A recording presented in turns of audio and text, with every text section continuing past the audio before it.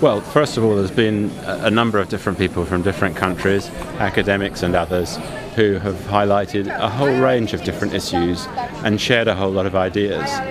And the way in which the world improves is through innovation, and the way in which innovation works is where ideas go from one person to another. So I hope that all the people who've been here have been infecting each other with the ideas that they've heard.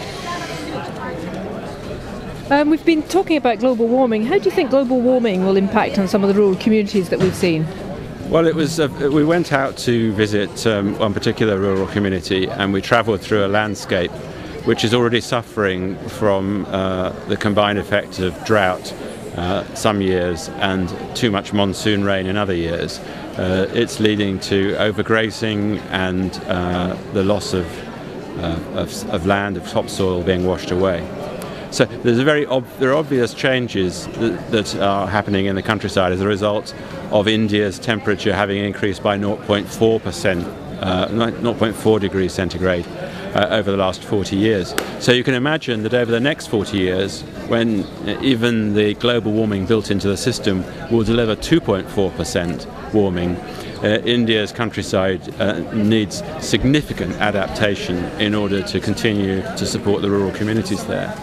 Having said that, we were very encouraged by the land management initiatives which local people were taking, with a little bit of support from the NGOs and a little bit of support from government legislation, to try and prevent overgrazing, to try and ensure that forests can grow back where they've been denuded over the years. And that's just a small thing that Indian rural communities can do, which will contribute positively in the long run to climate change, just as planting trees in Scotland will achieve the same. Okay, thank you. And what must the developed world lead on to address the climate change agenda? Well, one of the things that has struck me in the conversations I've had over the last few days is how the circumstances are very different in different countries.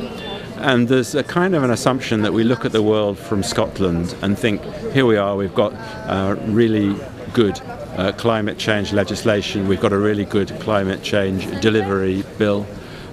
What we are going to do is X, Y and Z, so why doesn't the rest of the world follow us?